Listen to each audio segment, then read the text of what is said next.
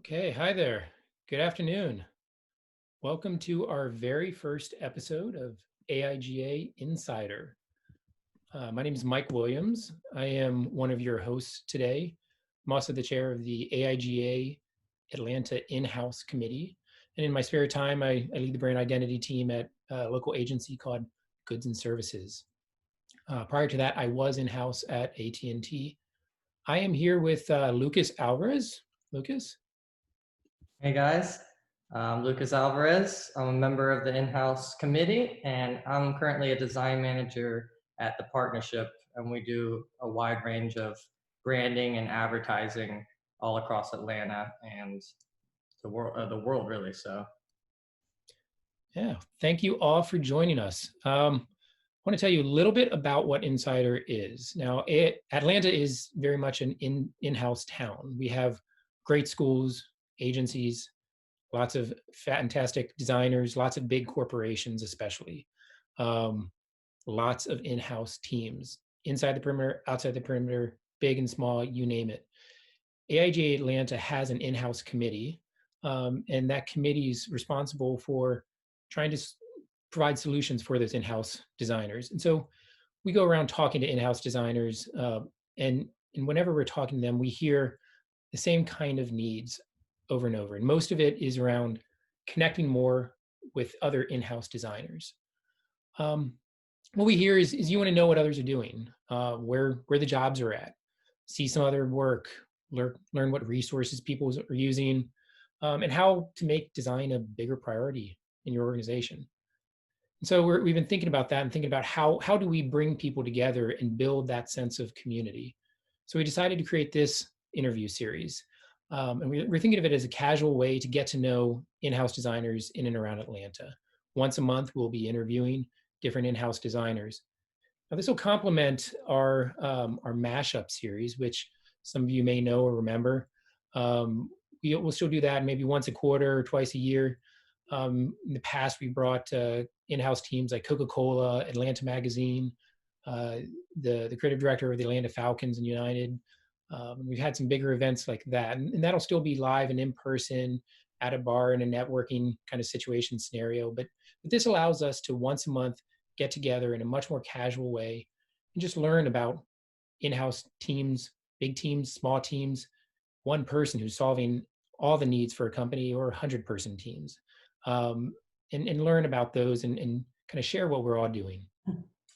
We have a fantastic guest today, Sam Zellefrow of Kimberly-Clark. I want to tell you about her in just a minute here. But beforehand, we want to do two things. First, it's taken a lot of work to get here. The people that you see on this slide here are the AIGA Atlanta in-house committee. This team has put together this program and has done a lot of work. And so thank you all to this team here.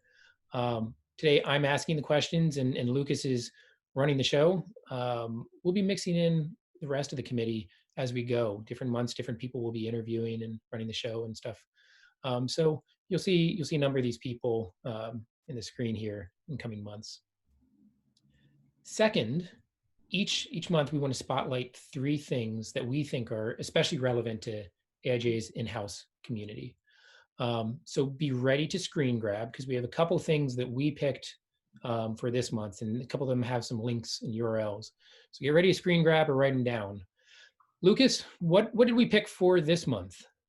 all right, we got three things here. So, the first one is Sell's 2020 In-House Creative Industry Report webinar. So, that's coming soon on April 29th, and we'll be introducing the themes of the webinar then. Yeah, now people who know me know that I'm a huge fan of Sellers Report. What they do is they go around and they ask, I think this year they asked 400 different in-house creative leaders about what they do. It's kind of one of those secret weapons that you can have. It's full of data that if you want to put together a video team in-house, you can go to your boss and say, look, 70% of other in-house groups are putting together video teams. We should be doing this. It talks about chargebacks. It talks about team size and makeup. It's chock full of insights. This is not an ad for them. They're not paying us. It's something that I've just seen over the years. It's a fantastic report and a great resource for the in-house community. Yep. And to register for that, you're going to go to that screen grab there and find out more. So the second thing that we have is AIGA's Eye on Design has crowdsourced an amazing list of resources for designers. And we have a lot of topics that were included in that. We got education, connection, jobs, making money, entertainment, so on and so forth.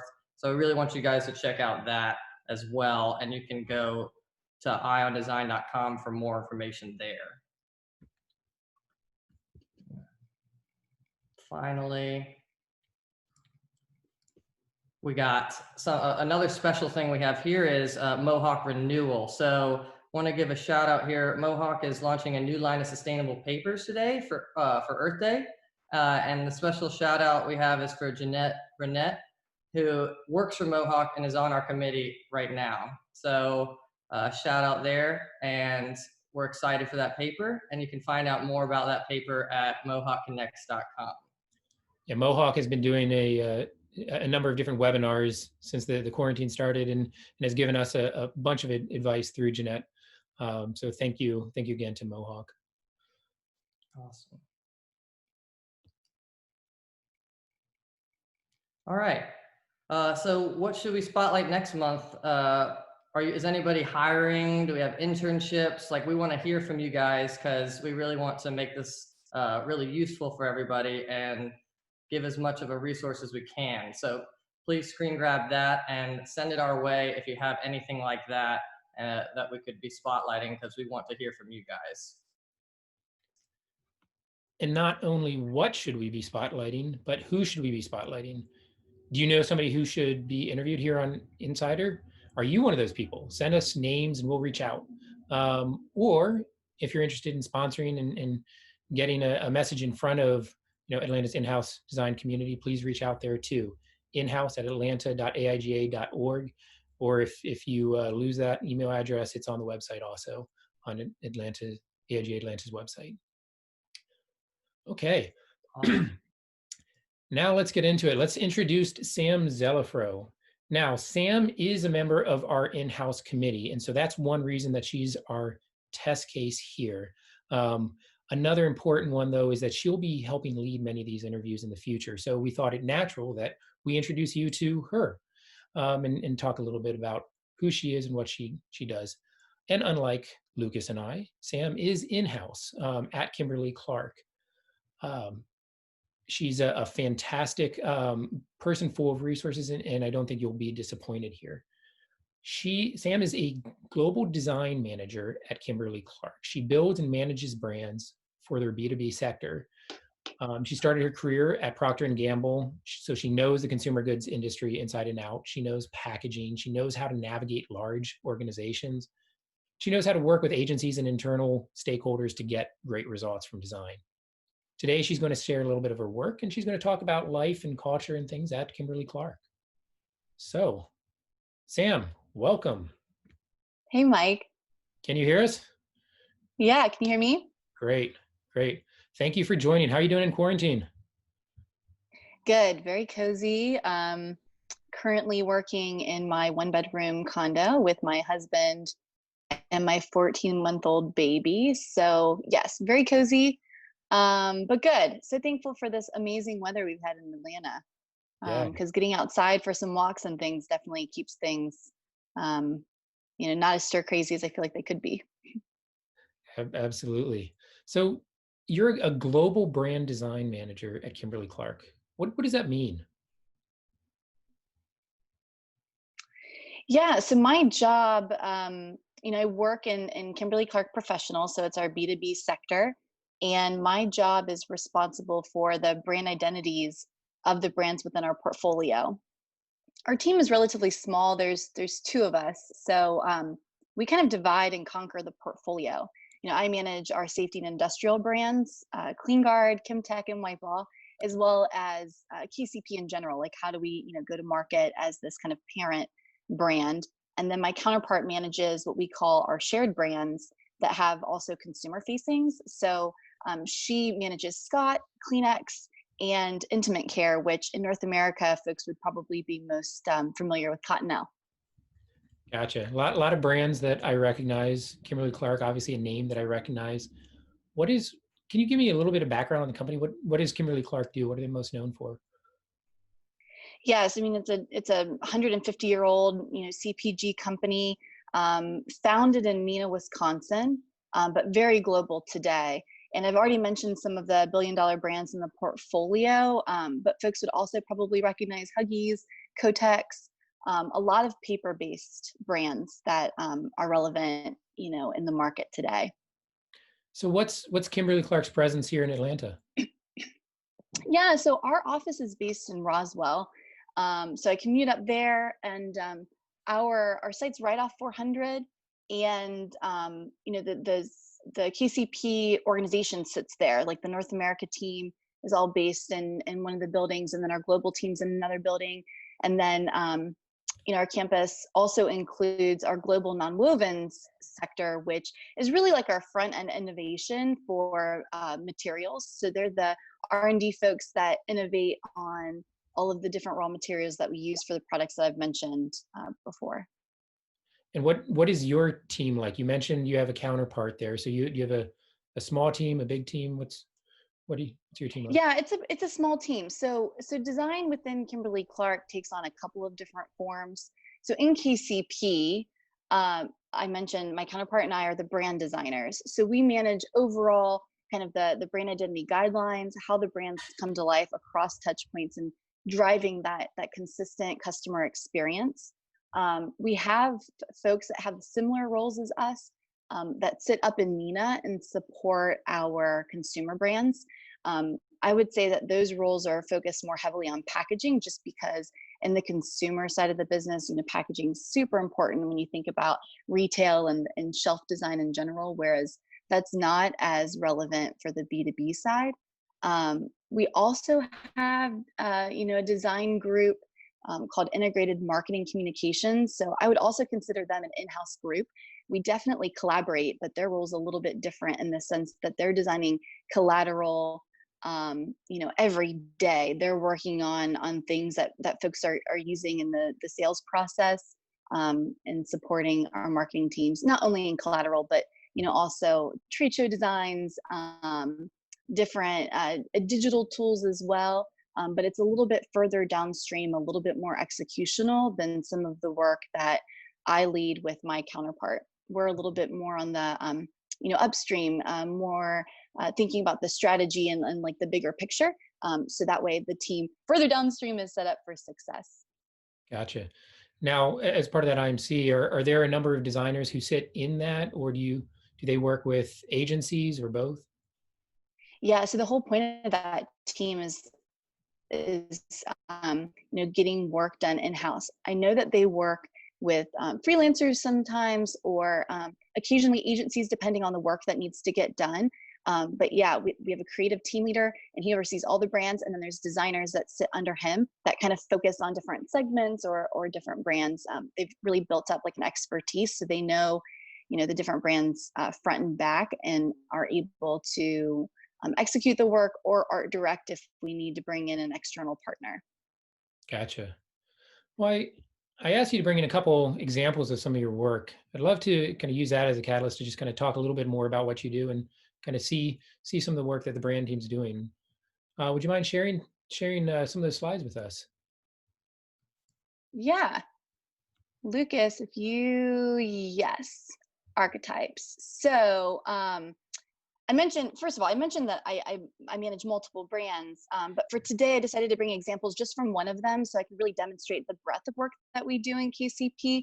Because a lot of these examples, they're for CleanGuard today, but I also do those the same type of work across all of the brands.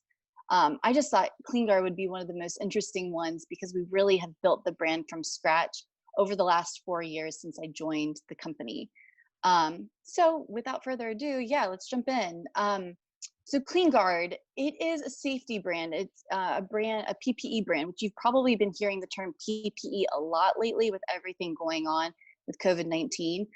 Before I came to this role, I didn't know what PPE was. So I'll tell you, it's personal protection equipment. And when I joined the company 4 years ago, CleanGuard was essentially a blue logo that looked like it was designed in Word. Um, and when you asked people in the organization what CleanGuard was or what it stood for, you heard a lot about like, oh, it's comfortable PPE. It's all, we make PPE that's comfortable for people to wear. People don't get overheated, and that honestly, like that was it. Like that was all that folks talked about when it came to CleanGuard. So that was interesting when I first joined, that there wasn't more than that. We didn't have a brand profile. We had nothing. Like that was kind of it. So I tell you that, and then I'm also going to share that in general, the PPE industry is very saturated and very fragmented. So when I say that, I mean that there are many brands, many companies that sell products here, but the product portfolios can vary. So some brands will sell only nitrile gloves, for example. Other brands will sell multiple, categories. Some brands or companies are global. Some are very regionally specific. So it ranges tremendously. And speaking of that, Kimberly-Clark, I'm talking about CleanGuard, but we also had actually acquired another PPE brand several years prior, Jackson Safety.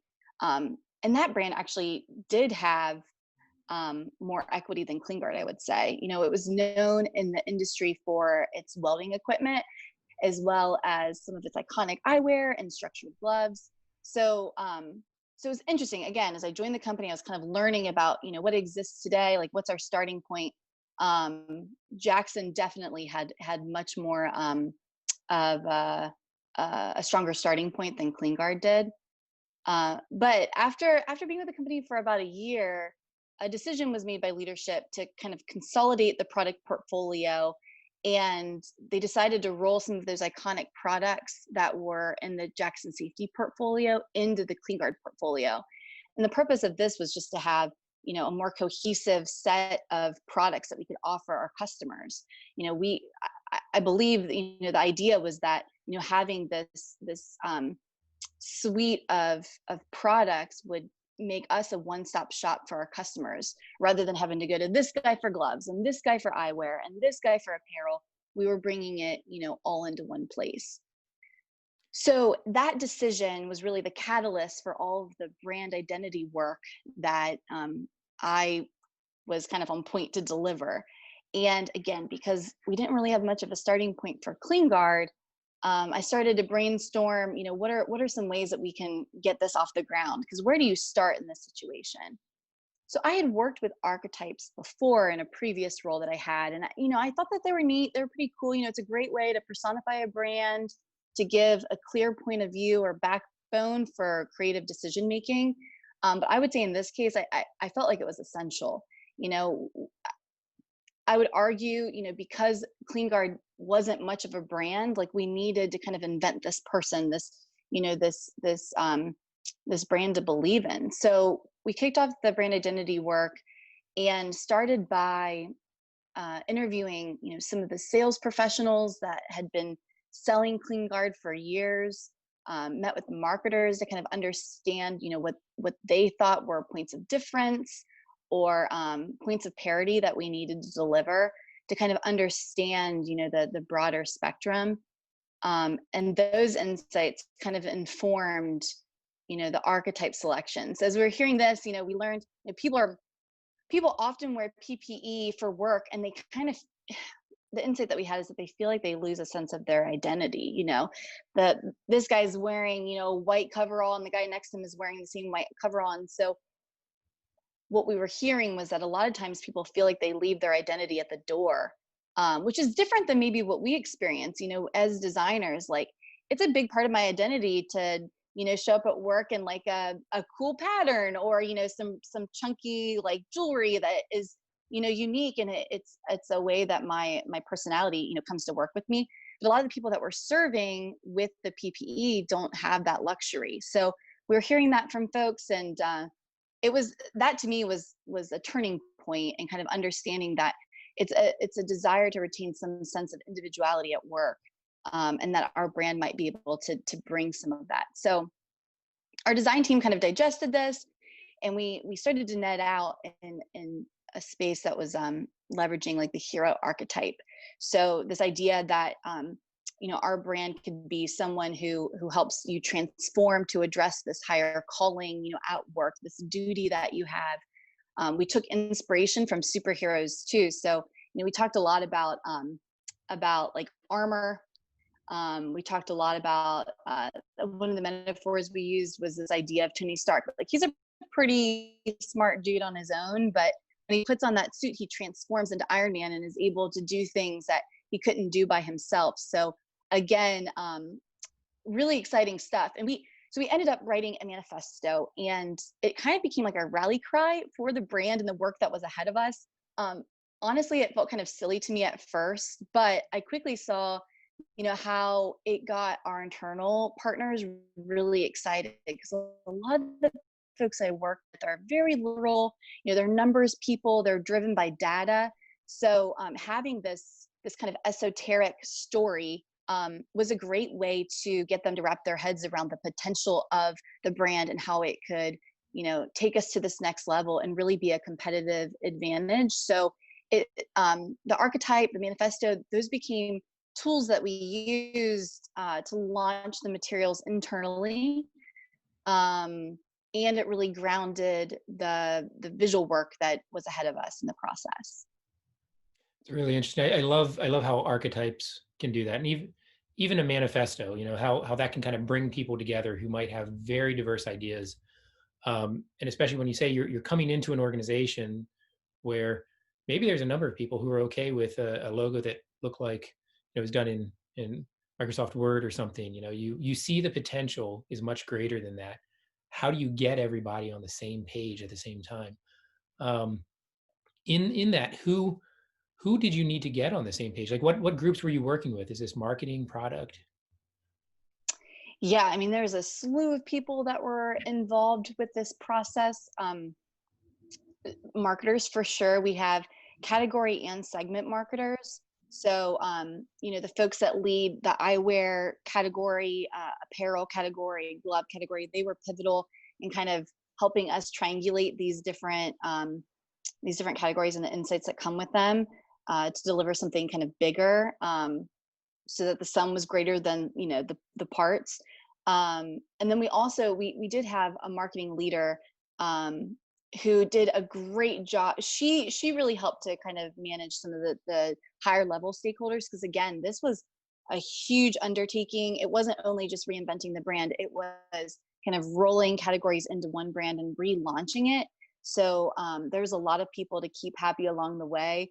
And I think the fun thing about design that I've seen in my career is that a lot of times it's the eye candy. It's the things that get people excited, and the visuals a lot of times speak louder than words. So, I mean, I talked about the manifesto, but we also had a lot of visuals and things that we used to support that, to show people the potential.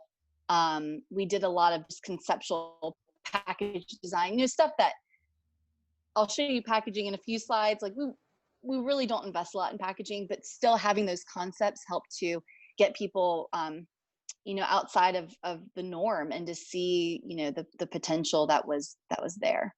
Mm-hmm. Okay. What do we have on the next slide? Brand identity. Yeah. Okay. So I already started to set this up, but we kicked off the archetype work and wrote the manifesto, and then started thinking through the brand identity. Like, how does this stuff manifest in visuals across all the different touch points? And I'm pretty pragmatic in my approach. I mean, I love pushing boundaries and thinking outside the box. And I think that's a lot of the work we did early on with the manifesto, and just saying, like, what's this territory we want to play? But then when it gets into the brand identity guidelines, I'm on point to deliver a document that is kind of templatized across Kimberly-Clark. So all of our brands have them. And there's certain kind of boxes you have to check to say, okay, yeah, this is how our brand comes to life and this touch point. And, here's our logo, here's our font, here's our color. Like, those are, kind of the standards that have to be set. So when I, look at that deliverable, it was really important to me to talk to some of the executional partners and understand, like, okay, really, really, what are you designing every day, and how are these items being used? Because I can make something pretty in my sleep. That's not the point. The point is making sure that the strategy sets up execution to be successful. So we brought in like some of the partners from that integrated marketing communication team that I mentioned earlier. They're the folks, in the weeds every day, designing sales collateral, posters and banners for different events. They're the ones, leading all of that work. So, I brought them in very early on to say, okay, like what are the issues you see today? Based on the work you're doing, what are the pain points, and how can we start to address them and make sure that this idea, this like nugget of the brand that we've started to create, can really flourish in all these different places. So that was kind of the starting point. I mentioned, Clean Guard. When I first joined the company, everybody talked about comfort. Like comfort was really important, because it's important with PPE. If stuff's not comfortable, people will modify, and that can sacrifice the integrity of the product. So, if I'm getting hot in my coverall and I, put a slit in the back to like let some of that hot air out, like it's not going to protect me the way that it should, right? So building those things into the product design is really important. And so talking about that and making that a part of our communications is also important. So we knew that comfort was a part of the equation. Safety obviously is a part of the equation. And then we talked a lot about this idea of distinction or individuality. So together, those three components really informed everything else that we were doing. And they kind of became like the Holy Trinity. We talked about that a lot. Like, okay, like how do we bring these three things into everything that we do? So like we literally took that and said, okay, that's a triangle. Like what can we do with that? Where does that go? And everything else was kind of built from that one little building block. So, so you can see here that the KG monogram is a part of our logo, and that's built on a triangular grid. We have, patterns and whatnot that we use. Not only does it communicate the three values that I've shared here, but we also talked a lot about like armor and like this idea that the triangular grid can kind of like tessellate and mimic, the shape of your body and the way that these things fit and kind of, grip and become an extension or like a, protective shell. So there's a lot of like metaphors that we were using to kind of build this system out. So here I just have captured some visuals to kind of give you a taste of what that looks like. But we tried to pull cues from the category today. Orange often signals safety. You think about safety cones and different high vis apparel that folks wear, like a crossing guard often will wear orange or bright yellow to kind of get your attention. That's also really relevant in a lot of the places that we sell products. So that was a big reason why we pulled orange into our color palette. And then black is a great contrast. So having that high contrast, we can use it in different places to again kind of have a more attention grabbing and more active, I guess, a more active visual identity. Because again, before Clean Guard was like this very basic logo. It was blue, very passive, trustworthy, sure, but definitely not as strong as what we were going for with this new launch. Did you do this work? Did you do this work in-house, or did you do this work with an agency?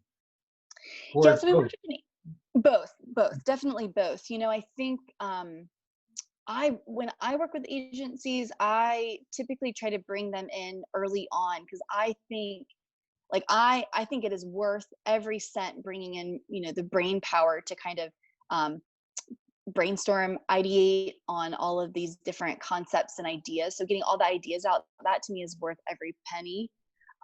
So we did bring an agency in very early on to kind of develop some of those ideas and some of the stories. And then as we get further downstream and closer to implementation, I typically get pretty heavy-handed because, I think that's what I live every day is understanding some of the, for example, the packaging print limitations. There's a lot of that here, and it can vary too, across the regions. So as we get further downstream, I definitely, bring some of that more in-house. But up front, we worked a lot with the agency to do that work. And then the IMC team did a great job of leaning in, and they did a lot of like ideation. So if we as a brand team thought that, there are certain elements that could be really great or we thought could bring the brand to life, we would hand them off to that team, and then they would take an afternoon and try and redesign some materials to say like, yeah, actually, you know what, that asset works really well, or we're struggling with this. Like, what if we change it a little bit here, or you know, how do we build? So it was a lot of like tossing across the fence and then kind of meeting up over coffee to discuss it more to make it as strong as it can be.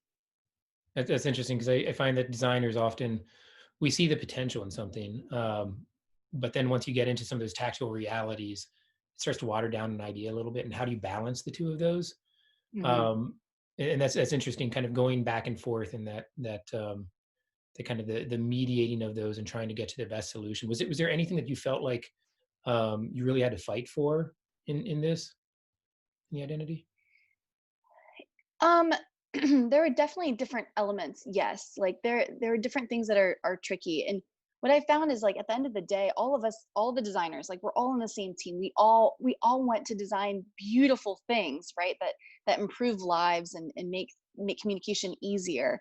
But it was interesting because a lot of the designers on the marketing team, you know, they're the ones that they tend to get pushed around by the marketers who say, oh, I want, you know, 10 paragraphs of copy on this one page, and they don't always have the authority to say no in those situations, because that that team is like more of a service organization to the marketing and sales teams, whereas my role is a little bit different. So we would work together and figure out how can we push and pull on things to get the best design through the door, because that's we have that shared interest. But I wanted to make sure that that team, you know, when it came time to design, like they could, they had principles that they could share with the marketers and help educate them, so that way they would get the best input that then would inform the best output. Gotcha. So I think you have a couple more slides of some of the examples of how this comes to life. Yeah.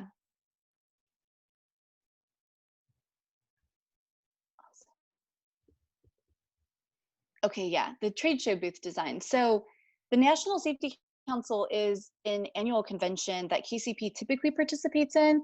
Um, but we typically go to that convention as like Kimberly-Clark professional. And with this year, I guess 2018, it was 2018. The leadership team decided, you know, we want to go to this trade show as Clean Guard, to really use it as an opportunity to kind of launch the brand.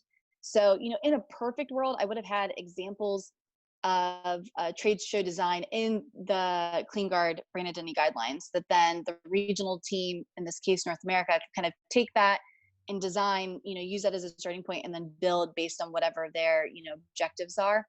But when we designed the brand identity guidelines, really the focus was around print collateral, because that's the majority of the work that was being done. And because of budget and timing, like that's where we played. So we didn't have examples or time to kind of work on, you know, how does Clean Guard come to life in an environment. So for this project, I leaned in and collaborated with the regional designer on that IMC team, as well as the project manager for the trade show designs, because we have someone who kind of manages, you know, the construction and the design of all of our trade shows, because we go to multiple of them throughout the year. She owns a relationship with the external agency who literally builds the structures. So there's a few key partners in this execution. So my role was really kind of consulting on how to bring the brand to life, in the most effective way within like the budget and the timing and executional like limitations. So um, I don't have experience doing this. Like most of my career has been packaging. So packaging's, I feel like, kind of my superpower. Um, so when this opportunity came up, you know, I called a couple of friends who I know do work like this, just to pick their brain on like, you know, what are some principles? Like, where do you start when you design something like this? I also went back and looked through previous exhibit designs that have been executed by KCP to kind of understand what our starting point was. And then I played around with SketchUp. Um, my husband actually is a designer as well. He's a landscape architect, so he does a lot of, you know, design of 3D spaces, you know. And so I also asked him like, hey, are there any like free programs I can play with just to get my ideas out, because I can see it, I don't know how to get it out. You know, I work in Illustrator, InDesign, like I'm not. So anyway, he was a big help too. He's like, "Hey Sam, why don't you try SketchUp?" And I remembered that, I had explored some of that in college. So it came back. It's like riding a bicycle. So I pulled that up and, played with like the free trial just to get my ideas out, Photoshop some graphics, and then use that to kind of guide the team on like, here's a direction I think we can go. And so, it was a month or two process where we, went back and forth on, what can be done, what are our limitations. From a trade show design, like there are some elements of the exhibit that, we have made in the past that we typically reuse at every exhibit. So there were some things like that that I didn't know and learned along the way. But in the end, we had, you can see the pictures here. We had a really successful booth where we had the opportunity to, feature the different product categories, to talk a little bit about the brand and, what was new about it, what made it special, why folks should, buy into it and believe it. And it was we got really positive responses from that. So it's been kind of deemed a success for the North America business. That's interesting that you hadn't really designed in spaces before like that. And yet you have to bring your expertise as a brand person to a trade show booth. How did, when you're picking up some of those resources, looking at, SketchUp and other things and learning about that, did that help, or did it start to feel to your partners like you were stepping on their toes? Where did your job end and their job start to begin? Yeah, that's tricky. It kind of depends on the person. I always try to over communicate when I work with especially new partners that, there's no precedent for our relationship. I try to over communicate and share that my intent is very pure. Like my goal always is to make sure that, we're bringing the brand to life in the best way possible and that it's consistent with other things that we're doing, across the board. Like that's what I think my job is. And so, I always lead with that. And I think that helps smooth things over. Like I'm never like, I'm not trying to be, an environmental graphic designer. Like that's not, that's not me. But what I'm trying to do is bring my brand experience, to the team and to help set them up for success so they can kick butt. So I think when people hear that, they're often more open. It helped that the designer, the IMC designer who was my partner on this, like we've worked together now for 4 years. And so she knew what to expect from me and she was very open. And, sometimes she laughs at me when I get too eager or too excited. She kind of keeps me in check. But that was also helpful to have her as somebody who knew me and could advocate for, the help and whatnot that I was offering. Okay. What's next? Okay, yeah, an illustration for packaging. So, I love package design. This is where I started my career. I mentioned, or I think Mike mentioned that my the first role I had was at P&G. It was in beauty care, so I led pack design for Pantene and Aussie hair care brands. Which, what a dream! Like such fun brands, stuff that I've grown up using. I love beauty, so it was just like such a cool experience. And then I came to Kimberly-Clark and took on brands in B2B and was a little bummed out because packaging isn't really a priority here. We don't have a shelf that we're designing for. We do have to think about how our products are represented in e-com, but typically the product is shown and not always the packaging. So packaging is, typically one color print job on craft corrugate. Sometimes we'll have a paper insert with a poly bag. Like it's very simple stuff. There are, especially within the CleanGuard portfolio, there are a couple of products that are a little bit more fun, a little bit more like they feel more like retail or like consumer. But in general, a very simple system.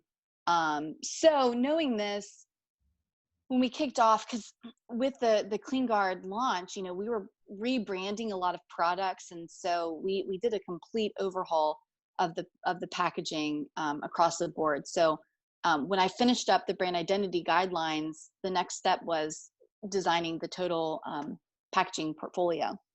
So I looked at what existed today, and again, talked with some of the marketers and some of our executional partners to understand, like, where does this stuff actually live? Like, how do people actually interact with it? We, a lot of times the packaging will have like a big label that has like a huge barcode. And like literally this stuff gets shipped to a warehouse, to one of our distributors or to a customer, and they scan it and they don't even look at the packaging because whatever they scan, like that gives them all the information that they need. So again, that's kind of the starting point. And so as we thought about like, okay, we're launching this new brand, we want to have some semblance of that identity come to life on the packaging. We know we've got these different categories that we're playing in, from apparel to gloves to eyewear. So the idea was to leverage illustration to help communicate and transcend language, because that's the other issue with packaging in B2B, especially in Western Europe. We'll have 26 languages on pack. So, in the consumer set in beauty, where we would have, really, really interesting benefit copy or claims that we would put on pack. We don't do that in B2B as much because you have to translate it up 26 times. So just the pack ends up looking like a novel.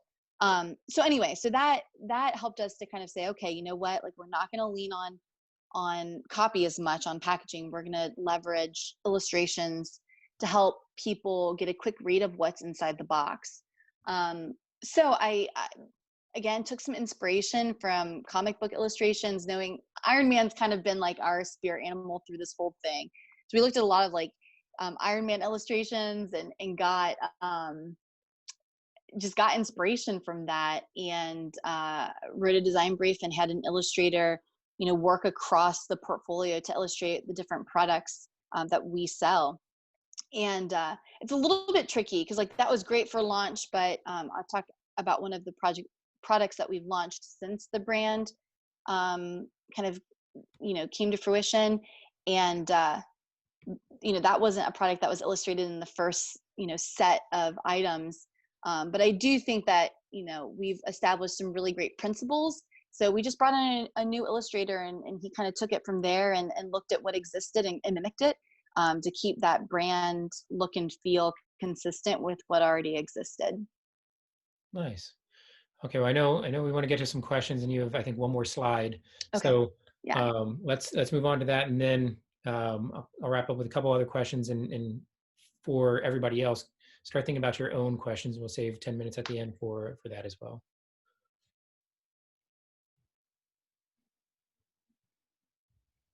Okay, so product design. So I wanted to share this with everyone because this is a little bit outside the norm for me. My background is graphic design, so I'm very comfortable with anything communication related. That's what is my bread and butter. But when we were working on relaunching Clean Guard, one of the category managers came to me, the one who's responsible for eyewear, and she was kind of sharing that we hadn't had new innovation in eyewear for about a decade. The Nemesis eyewear is very iconic in the industry. So, it's a top seller. Like folks that work in the environments that use PPE are very familiar with it. And at the time of launch, it was a big deal. It was it's kind of like Oakley inspired. I would say it kind of is like safety eyewear that feels kind of sporty. And at the time it was new, it was different, it was really unique. And so that was great for the business. But since, a decade ago when it launched, a lot of competitors have kind of closed that gap. So this marketer came to me and was like, we're looking to do something new and different. And she started to share with me, some of the insights or whatnot that they had. And she's like, the workforce is really changing. Like we've got millennials are growing, and their values are different from baby boomers and from Gen X. And, we want a product that can really capitalize on what's important to them. So, we can build some loyal consumers, early on in their careers. So I thought that was interesting. I'm a millennial, so I was trying not to put myself too much in the situation. I was trying to kind of remove myself and figure out like how I could help her. But I tapped in, we have a couple of trend forecasting platforms that we have subscriptions to. So I started there and just started reading, seeing what I could find. And I found a couple of reports that talked about, millennial values, things that we think are important. And I couldn't help, like, some of them really resonate. I was like, yep, you got it. Like, that's exactly how I feel. Like, that makes sense. There's a lot about nostalgia and this kind of affinity for more classic designs and whatnot. So I thought that was interesting. And then I pulled some trend reports around, like, eyewear fashion in general, just, what was kind of trending and what was expected to come for eyewear in general. And so I saw, like, there was a lot around the Wayfair design, and I took that to my marketer and showed her, and we were talking about it. I was like, that'd be kind of interesting, wouldn't it? Like, that feels very different from where we are today. So really, it just started with a conversation. And we have an industrial designer on our staff. He reports into the R&D organization. So we shared it with him, and he's an amazing illustrator. And he kind of took it and, like, mocked up some ideas of how we could optimize this kind of style to still have, the protective qualities. So, having, like, shields on the side to protect eyes from different debris and whatnot. And I know they did a lot of work on, like, the brow of the glasses and making sure that it did protect eyes from different things going on in the work day. So I did a lot of the work up front to kind of help inform the design, and then this industrial designer worked with some of the engineers and our suppliers to optimize it. And then as they got further downstream, we talked a lot about color and branding. So how could we make these glasses, fit the CleanGuard brand? And since I'm the brand person, I came in and helped, make some of those decisions or make some of those recommendations more. So you can see here, I just pulled a snippet from our catalog to show we launched with 4 different color combinations for folks to buy into. And then, we had a whole photo shoot of to demonstrate, like, the product being used. So yeah, that was a really cool project that I wanted to capture here, because again, product design isn't typically a part of my job, but it was a really cool opportunity to inform some of the innovation that was happening, but still link it back to the brand. This is really cool. I love how both in the illustration and in this, you're thinking about identity through the lens of how it's going to be used, not just logos and color palettes, but how does the illustration add value and serve as kind of a wayfinding cue? How does product design resonate the brand? What a great opportunity. I love how you brought in trend reports and stuff like that to kind of build the case. You saw the opportunity, you built the case for it. That's really cool.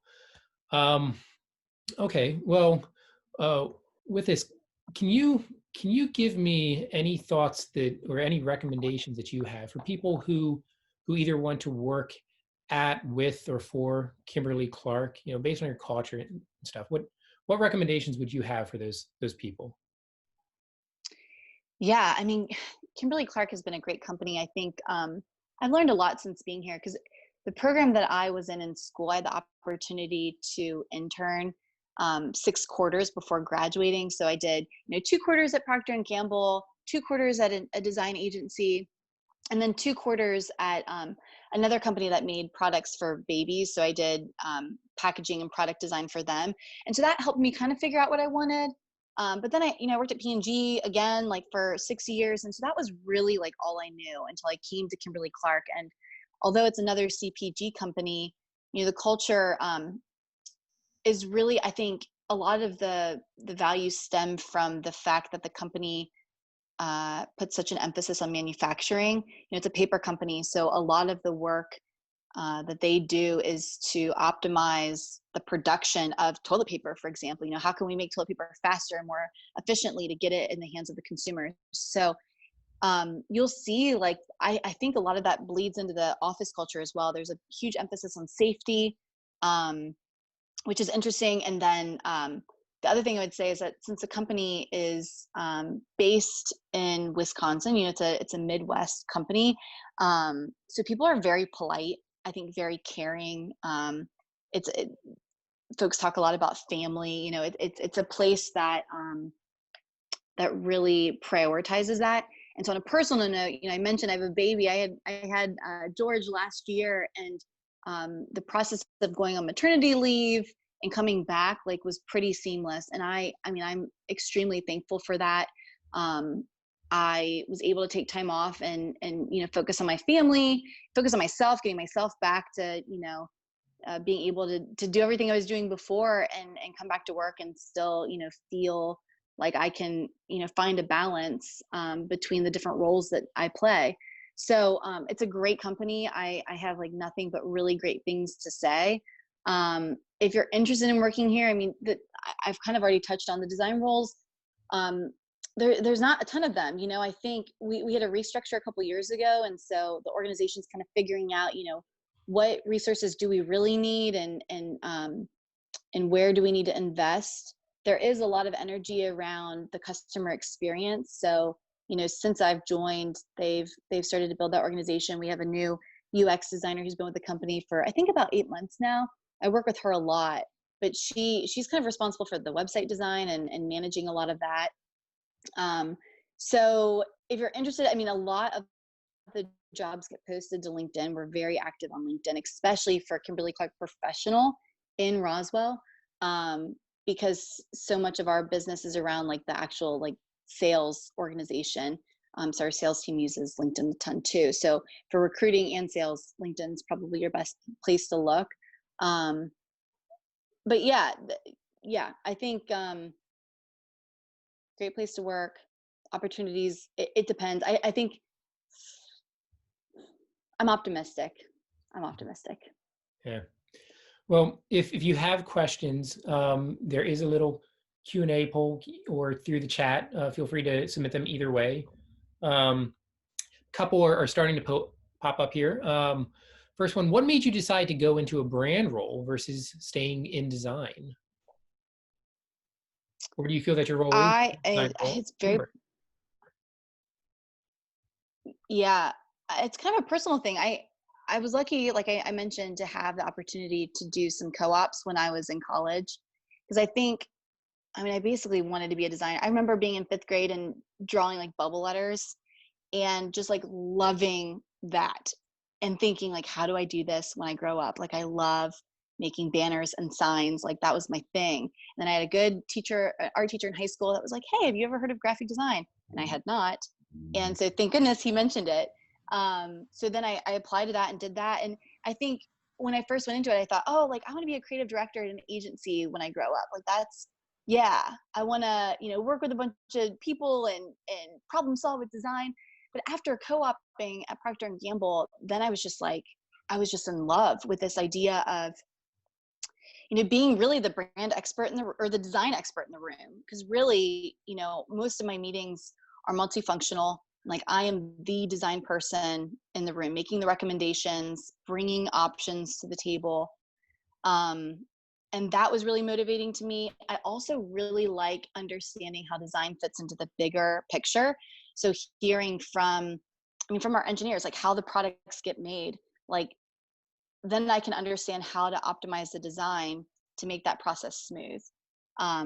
I like, working with the marketers to understand like what are the insights from our customers and how can we capitalize on that to make a stronger product or proposition. So those were the things that attracted me. So, since I started my career, I've been on the brand side. I essentially had like the same role at P&G, just like in a different category. And I love it. It's my favorite. I think for the foreseeable future, like this is what I want to do. It really, it's really fun. There's certain things that definitely transfer from category to category or brand to brand, but then, every time there's also new things to learn. And I think there's a part of me that's really curious just about people and working on these products that people use every day. In hair care, like I could obviously relate, like we all wash our hair. So I'd be like, yeah, I get it. Like I understand what that person's trying to do. But working in the B2B sector has been really exciting because this stuff's way outside of my realm of experience, understanding how airplanes are built and what products are needed to support people in that process, or like that's been really, really fun and interesting. So I don't know, that's why I've ended up here and why I've stayed here. Cool. Well, Carlos says, great to meet you. He runs a branding agency in Mexico City and works for Kimberly-Clark. So great to see that. Welcome, Carlos. Morgan's asking a really interesting question. How does your team measure success? How does a brand team measure success? Mm. Yeah, there's a lot of different things. It kind of it depends, you know. I think I measure success on a couple of different things, like based on what I'm, bringing to the table. Um, Often, I am I bringing a system to the table that can be implemented globally. So being considerate of cultural, nuances. Because again, like my goal is a consistent brand experience as much as possible. But of course, there's hard points and soft points within that system to accommodate some of those nuances. So to me, success looks like having a system that can work globally. Um, and then two, I would say, especially in KCP, in some of the consumer roles I've had, budgets are a lot bigger. We're able to build a bunch of assets centrally, at the global level and kind of distribute them across regions. But in the role that I'm in now, that's not always the case. So, a big goal of mine in developing these systems is to create principles and guidelines that are easy to implement on the regional, like local levels. Because I say regional, but then it also sometimes drills down into like the country level. Like, can the countries execute these things with their limited resources? So working with folks at that level to understand, okay, what are you really working with?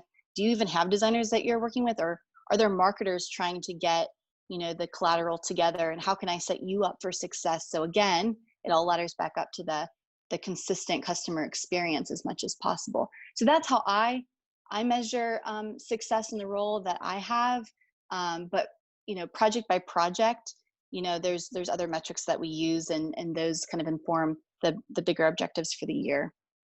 Okay, and last question, quick one. In the product design part with the glasses, you mentioned some trend reports. Yeah. What trend resources did you use? We had WGSN for the first couple of years that I was with Kimberly-Clark. So I believe I pulled those from them. But we recently transitioned, and now we use Fashion Snoops, which I've also used them for a couple of projects that I've had recently. Okay, great. Well, we're almost at the top of the hour here. Thank you, Sam. Thank you, Lucas. Thank you, everyone, for joining. As I mentioned earlier, if you have any suggestions, if you want to get more involved, if you want to send us, please send us ideas. What should the in-house community in Atlanta know about? And who should the in-house community in Atlanta know about? Send us ideas in-house at atlanta.aiga.org. Send them our way. And until next month, we will see you then. Thank you, everyone. Thanks so much.